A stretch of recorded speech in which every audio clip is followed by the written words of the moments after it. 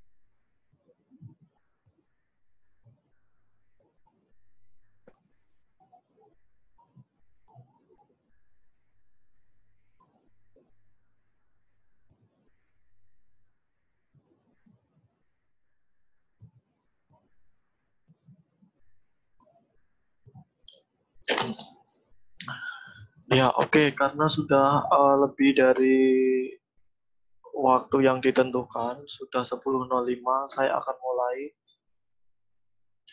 Hari ini saya akan mengulas materi bab 6 sebagai persiapan kalian untuk kuis online atau kuis daring dalam jaringan. Materinya hanya di bab 6 saja.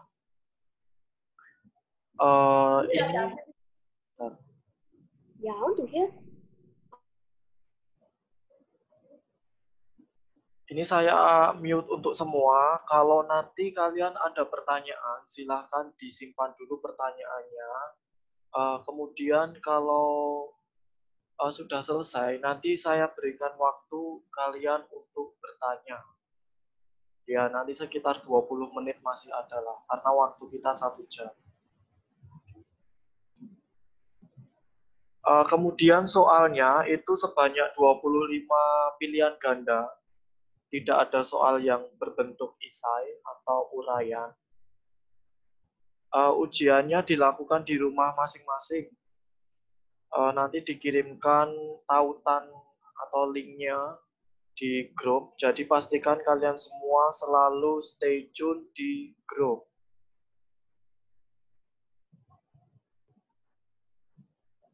Hari ini tidak ada tugas. Ya, saya tahu kalian saya nggak mau mempersulit kalian lagi. Jadi hari ini saya nggak memberikan tugas. Kalau ada yang belum mengumpulkan tugas atau tugasnya ada yang belum lengkap, itu silahkan dikumpulkan. Saya tunggu maksimal sampai hari Sabtu. Kemudian hari Minggu saya umumkan kembali rekapan semua nilai kalian dari tugas pertama hingga tugas terakhir. Tugas terakhir itu yang tugas kelima tentang kalian yang diminta untuk membuat PowerPoint itu. Hari ini bukan ujian ya, Brian. Hari ini kita hanya mengulas saja. Mengulas bab 6 tentang karakteristik daerah tempat tinggal dalam kerangka NKRI. Nah, ini saya ulas atau saya review untuk persiapan kuis online kalian. Kuis online-nya itu direncanakan tanggal 14 Mei untuk PPKN. Jam 9 sampai jam 10.15. Jadi pastikan mulai hari Senin sebenarnya, hari Senin 11 Mei sampai 15 Mei hari Jumat. Jam 9 sampai jam 12.15 itu selalu ada kuis dari semua mata pelajaran di Secondary One. Itu kuisnya antara jam 9 sampai jam 12.15. Itu satu hari 2 kuis. Jadi di antara jam itu pastikan kalian sudah bangun, sudah siap, sudah sarapan. Gitu. Iya, Diego, hari Senin itu mulai matematika. Kalau di pelajaran saya, PPKN itu hari Kamis, 14 Mei 2020, jam 9.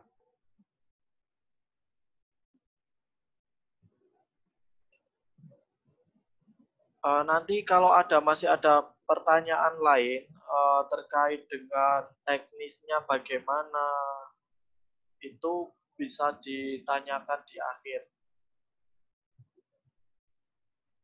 Rafin, ya Rafin, semua mata pelajaran setahu sih ya, itu semua bentuknya isai. Jumlah soalnya antara 20 hingga 25 pilihan ganda semua.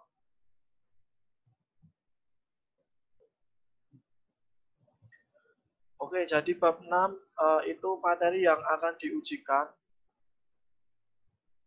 Yang pertama, itu kalian bisa lihat di share screen yang saya tampilkan. Itu tentang makna persatuan dan kesatuan. Itu kalian bisa baca-baca di buku teks di halaman 143 sampai 144. Kemudian yang kedua, perjuangan menuju negara kesatuan Republik Indonesia. Jadi dinamikanya seperti apa?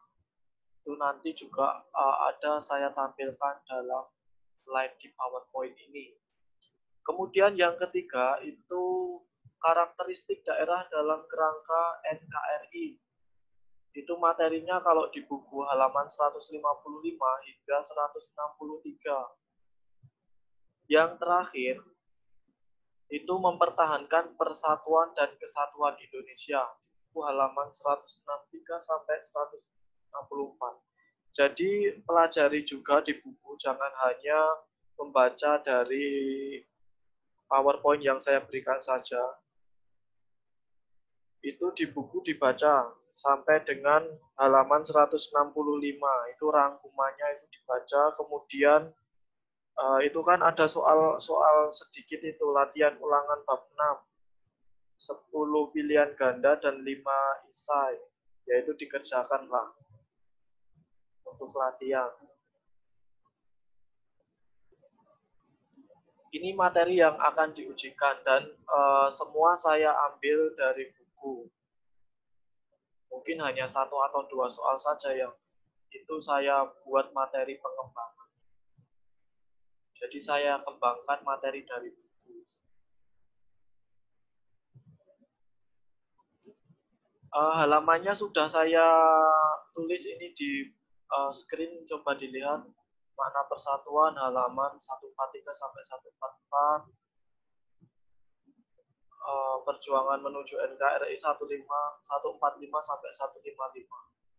Kalau nggak bawa buku bisa tanya ke temannya ya.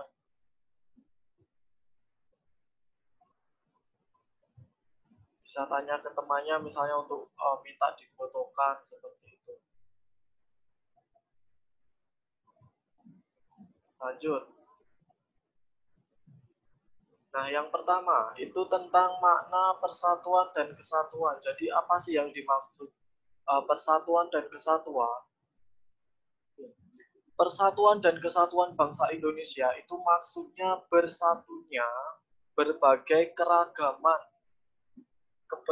keragaman atau keberagaman dalam hal suku, bangsa, bahasa, adat istiadat, termasuk agama juga, yang ada di wilayah Negara Kesatuan Republik Indonesia. Itu makna persatuan dan kesatuan. Nah, persatuan dan kesatuan sendiri itu adalah bentuk pengamalan atau implementasi atau penerapan Pancasila, sila ketiga. Sila ketiga itu persatuan Indonesia.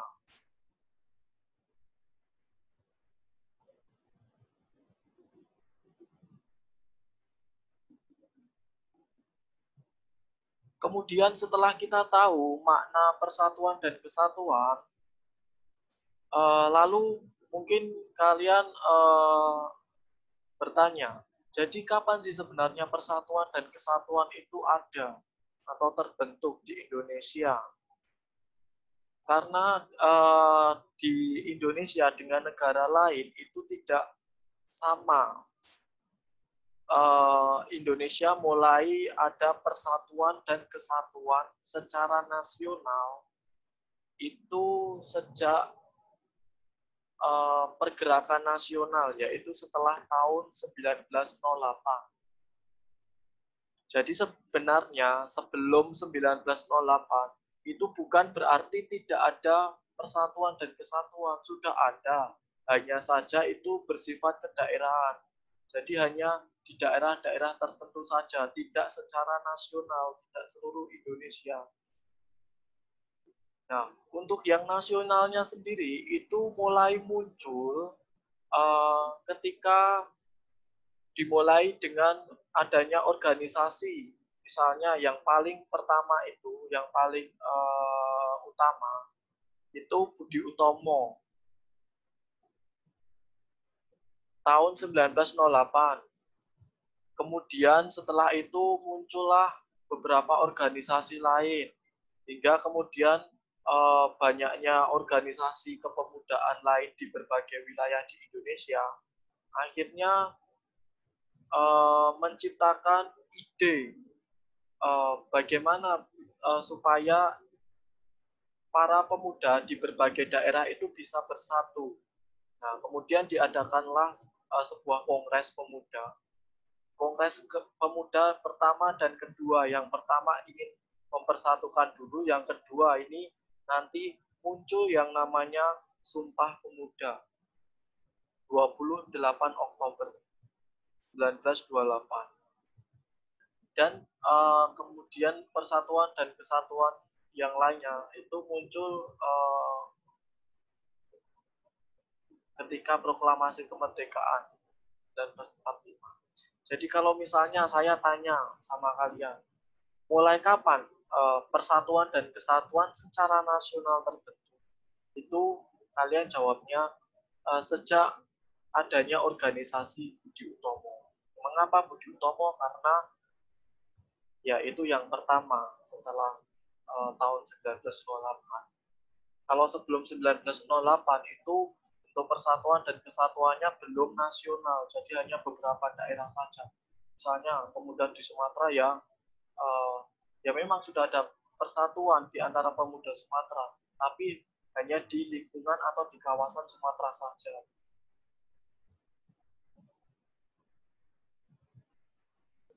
Kemudian slide selanjutnya, pahlawan sebelum pergerakan nasional. Nanti di soal kalian mungkin akan menjumpai beberapa gambar dari pahlawan. Jadi pastikan kalian tahu lah. Ini kalian kalau pernah pegang uang 2000 pasti juga tahu sama pahlawan ini. Ini pahlawan dari Kalimantan. Namanya Pangeran Antasari. Tepatnya di Kalimantan Selatan. Kemudian yang kedua, ini adalah Tengku Umar. Dari melakukan perlawanan terhadap penjajah di Pulau Sumatera, khususnya di Aceh. Di bawahnya Tengku Umar itu ada Patimura atau nama aslinya Thomas Matulesi. Ini kalau kalian juga pernah pegang uang 1000 yang uang kertas itu, ya itulah. Kalau yang di uang 1000 itu, beliau sedang memegang pedang gitu. Dari Kepulauan Maluku.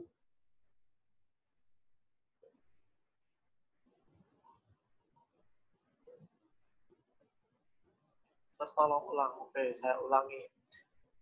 Dari awal yang paling besar, itu Pangeran Antasari dari Kalimantan Selatan. Kemudian di kanan yang kecil, kanan atas itu ada Tengku Umar dari Aceh. Yang di bawah itu adalah Patimura atau Thomas Matulesi dari Kepulauan Maluku. Lanjut, ini kemudian yang menggunakan baju merah itu adalah Sultan Hasanuddin dari Makassar, Sulawesi. Beliau terkenal dengan sebutan ayam jantan dari timur. Nah, itu karena mengapa kok bisa diberikan sebutan ayam jantan dari timur itu karena dia itu gigih melawan penjajah. Jadi tidak gentar gitu, tak gentar melawan penjajah sehingga muncul sebutan ayam jantan dari timur.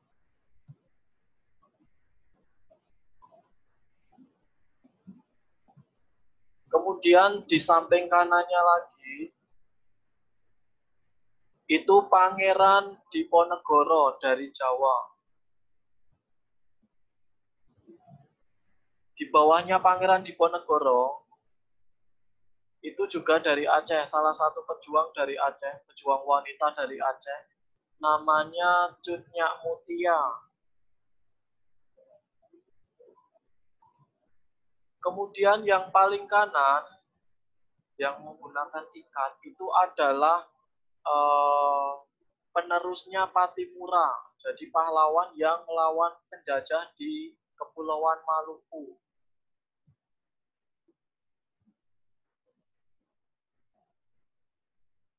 Jadi dia meneruskan perjuangan Patimura di Kepulauan Maluku. Namun dia akhirnya gugur ketika dia diasingkan oleh Belanda. Dalam perjalanan diasingkan oleh Belanda. Namanya Christina Marta Tiahahu.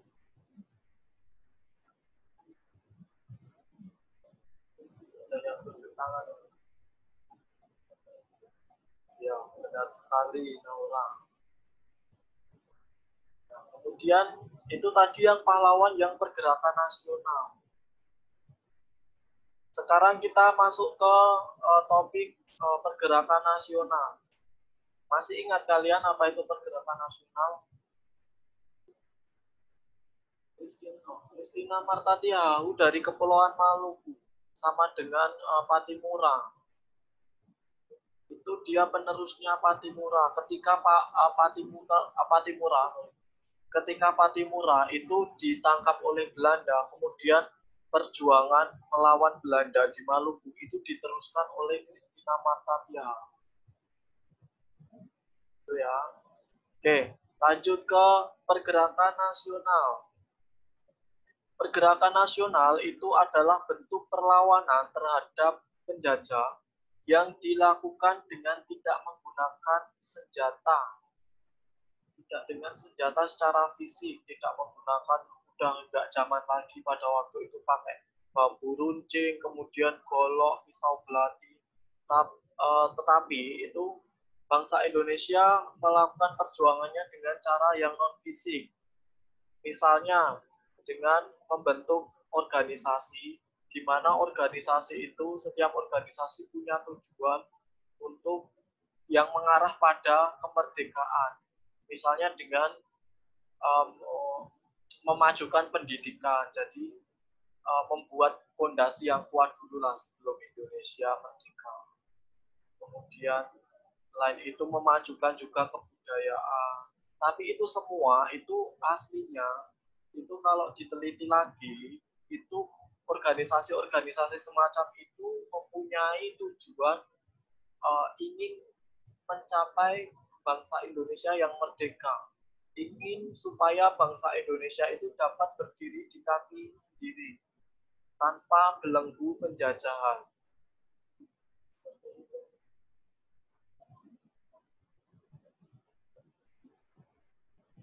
Lanjut. Lalu faktor apa saja yang mendorong pergerakan nasional? Nah, kok sampai ada pergerakan nasional itu apa saja yang mendorong? Pasti ada yang mendorong atau ada hal-hal yang menyebabkan pergerakan nasional pergerakan nasional di Indonesia itu semakin subur, semakin digaungkan, semakin didengungkan. Karena yang pertama itu adanya persamaan nasib dan penderitaan di bawah penjajahan bangsa asing. Jadi sama-sama punya nasib dijajah oleh bangsa asing. Yang kedua, persamaan cita-cita untuk terbebas dari belenggu penjajahan. Yang ketiga, bertempat tinggal dalam satu wilayah yang sama, yaitu India. India itu sebutan untuk Indonesia lama. Kemudian setelah Sumpah Pemuda itu baru disepakati bahwa India, yang dimaksud India itu adalah Indonesia. Kemudian yang terakhir itu diberlakukannya politik etis. Politik etis ini memunculkan banyak kaum intelektual atau kaum pelajar. Banyak orang semakin pintar. Nah, banyak orang semakin pintar itu kemudian mereka seakan mempunyai tanggung jawab moral bahwa hidup mereka itu sebagai kaum intelektual atau kaum pelajar harus berguna bagi orang lain. Nah, dengan cara apa itu? Dengan cara membebaskan bangsanya dari belenggu penjajahan. Nah, itu ditempuh dengan mendirikan organisasi-organisasi. Ada organisasi yang bersifat nasional, maksudnya adalah organisasi itu diisi oleh anggotanya berasal dari pemuda-pemuda dari berbagai daerah di Indonesia. Jadi tidak hanya dari Jawa, ada dari Sumatera, ada dari Kalimantan, Sulawesi, dan lain sebagainya. Itu yang bersifat nasional. seperti Budi Utomo, Sarekat Islam, Muhammadiyah, dan Indische Party. Kemudian ada juga gerakan kepemudaan, organisasi kepemudaan yang bersifat kedaerahan, seperti Trikoro Darmo yang kemudian dalam perjalanan organisasinya dia merubah namanya menjadi Jong Java. Nah, kemudian muncul Jong Sumatera Netbon, ini juga kemudian diikuti oleh Jong-Jong yang lain. Jadi organisasi pemuda kedaerahan yang lain, misalnya Jong Celebes itu dari Sulawesi. Nah, itu karena mengapa kok bisa muncul organisasi-organisasi lain di berbagai daerah, itu karena setiap pemuda ingin daerahnya itu juga maju, nggak hanya Jawa saja fokus perhatiannya. Makanya kemudian muncullah Jong Sumatera Netbon, Jong Celebes, Jong Ambon, dan lain sebagainya. Karena Jong Java itu lebih fokus memusatkan fokus perhatiannya ke Jawa, makanya muncul organisasi bersifat kedaerahan lainnya di luar Jawa. Lalu singkatnya, puncak dari gerakan kepemudaan itu terjadi dalam Kongres Pemuda kedua, tepatnya 28 Oktober 1928, dengan munculnya, dengan dideklarasikannya Sumpah Pemuda. Saya tidak meminta kalian untuk menghafal, tapi tolong dimaknai, tolong dipahami lah. Intinya di Sumpah Pemuda itu mengaku bertumpah darah satu tanah air Indonesia, terus mengaku satu bangsa, itu bangsa Indonesia, satu bahasa, dan itu bahasa Indonesia. Jadi bertanah air satu, tanah air Indonesia, bangsa satu, bangsa Indonesia, berbahasa satu, menjunjung bahasa persatuan, bahasa Indonesia. Bahasa Indonesia itu mulai resmi dijadikan bahasa nasional itu ketika Sumpah Pemuda. Sebelumnya belum ada. Jadi sebelumnya untuk sekolah, kemudian pertemuan-pertemuan itu kadang masih menggunakan bahasa Belanda.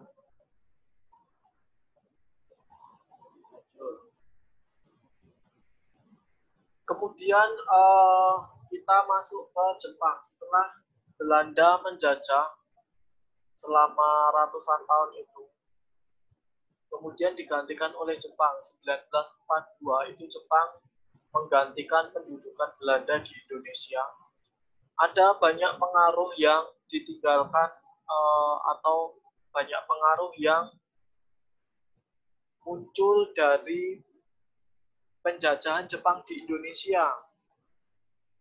Nah, ketika penjajahan Jepang itu masyarakat Indonesia dibebaskan untuk menggunakan bahasa Indonesia secara luas. Yang kedua, dibentuknya lembaga kebudayaan namanya Keimin Bungka Sudoso. Yang ya tentu urusannya terkait dengan kebudayaan, masalah culture. Kemudian tidak ada lagi diskriminasi pendidikan. Kalau zaman sebelum Jepang atau zamannya Belanda itu ada sekolah yang khusus untuk pribumi, yang untuk rakyat biasa itu ada sendiri, kemudian untuk golongan bangsawan itu ada sendiri. Nah, mulai Jepang itu tidak ada seperti itu. Hanya ada ya SD, SMP, SMA.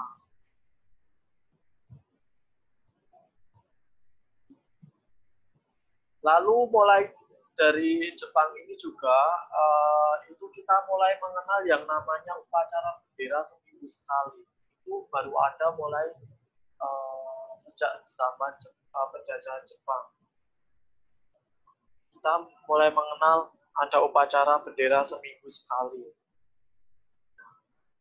Kemudian ada pelatihan militer dan semi militer. Jadi orang-orang Indonesia diajarin strategi, kemudian caranya perang kayak gitu. Itu mengapa? Karena Jepang ingin nanti ketika dia menghadapi musuhnya itu dari bangsa Indonesia bisa membantu seperti itu. Kemudian menjelang proklamasi itu ada peristiwa Rengas Dengklok. Itu peristiwa pengamanan Soekarno dan Hatta dari Jakarta ke Rengas Dengklok. Rengas Dengklok itu tidak jauh dari Jakarta, itu bisa kalian lihat di peta. Itu kalau Jakarta itu sebelah kiri itu. Kalau Rengas Dengklok itu sebelah kanan atau sebelah timurnya Jakarta. Ya mungkin kalau misalnya Medan ini Jakarta, itu Rengas Dengkloknya di daerah Grastagi, jadi nggak jauh. Mengapa diamankan? Itu tujuannya supaya kedua tokoh bangsa Indonesia, Soekarno dan Hatta, itu tokoh yang sangat berpengaruh, itu tidak mendapat mendapat pengaruh atau tidak dibujuk-bujuki lagi sama Jepang untuk menunda-nunda kemerdekaan. Rengas Dengklok terjadi 16 Agustus, sehari sebelum kemerdekaan dibacakan. Tanggal 17 itu puncaknya bangsa kita melakukan pembacaan proklamasi kemerdekaan di Jalan Pegangsaan Timur nomor 56 Jakarta. Itu hari Jumat jam 10 pagi WIB. Proklamasi itu merupakan tanda di mana kita sebagai bangsa Indonesia itu menjadi negara yang berdaulat. Maksudnya berdaulat itu kita punya hak untuk mengatur pemerintahan kita sendiri tanpa ada campur tangan dari bangsa lainnya.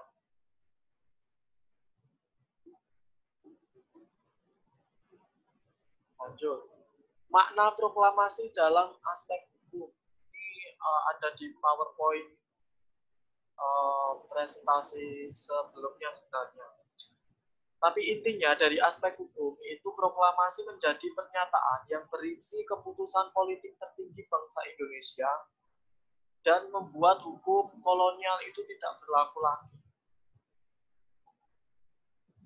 Misalnya dalam hukum kolonial itu ada penggolongan antara masyarakat timur asing, golongan pribumi, kemudian golongan Eropa, itu semua dianggap sama. Tidak ada yang kedudukannya lebih tinggi ataupun rendah, semuanya sama. Equality before the law, artinya semua sama di hadapan hukum. Kemudian proklamasi dalam aspek sejarah historis itu dilihat sebagai atau tanda sebagai titik akhir penjajahan di Indonesia dan merupakan titik awal bagi Indonesia dalam menentukan pemerintahnya sendiri.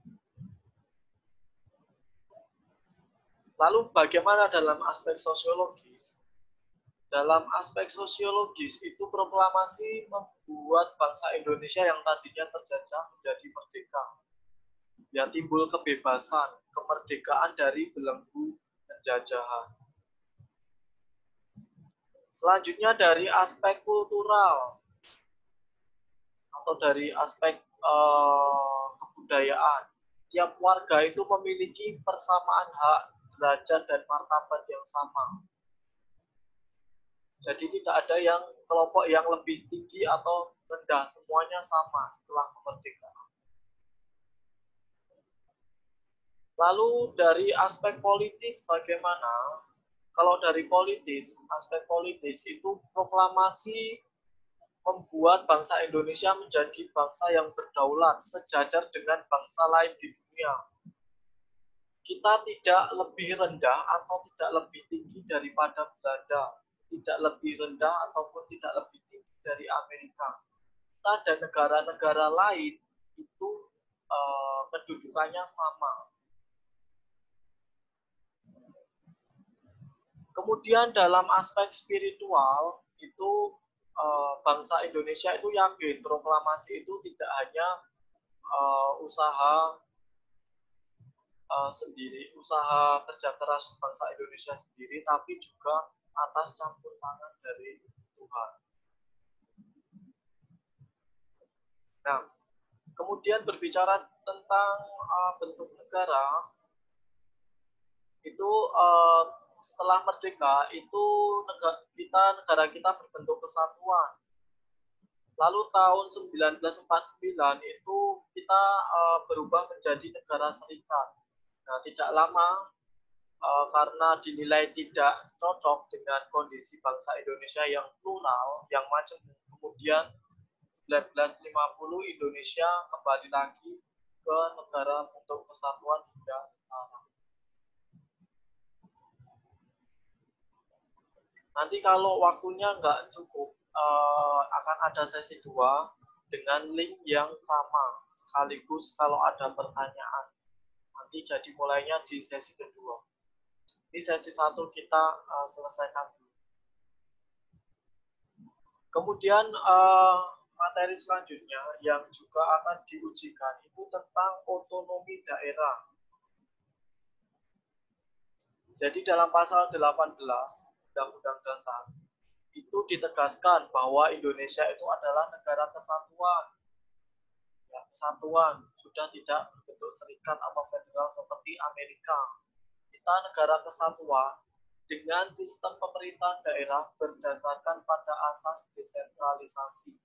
Desentralisasi itu pembagian kekuasaan. Jadi kekuasaan dari pemerintah pusat tidak dijalankan oleh pemerintah pusat sendiri, tapi dibagi-bagikan ke daerah supaya apa? Supaya setiap daerah itu bisa mengembangkan potensi yang ada. Karena tidak mungkin juga pusat itu akan mengurusi dari Sabang sampai Merauke ini yang sangat luas ini sendirian. Kewalahan nanti. Jadi perlu adanya otonomi daerah. Setiap daerah diberikan kewenangannya sendiri-sendiri untuk mengatur pemerintahan daerahnya masing-masing. Tokoh yang berperan dalam otonomi daerah ini adalah namanya Muhammad Yamin. Beliau sekaligus perumus dari Pancasila. Lalu berbicara tentang otonomi daerah, hingga sekarang ada 5 daerah yang mempunyai atau mendapatkan otonomi khusus. Contohnya Aceh, itu berhak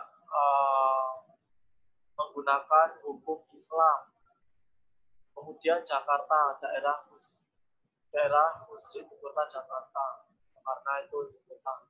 Kemudian Yogyakarta, makanya ada tulisan daerah istimewa Yogyakarta. Mengapa Jogja diberikan keistimewaan? Karena ketika agresi militer Belanda itu ibu kota yang awalnya dari Jakarta itu pindah ke Jogja, dan di situ Sultan Hamengkubuwono pada waktu itu, Sultan Hamengkubuwono ke-9 dengan terbuka menerima dan menyatakan bahwa Yogyakarta itu sebagai bagian dari NKRI. Jadi kita berutang juga dengan Yogyakarta. Maka sebagai penghargaannya pemerintah menetapkan Jogja sebagai daerah. Kemudian yang lain Papua dan Papua Barat. Lalu dalam asas otonomi daerah itu meliputi desentralisasi, dekonsentrasi, dan tugas pembantuan.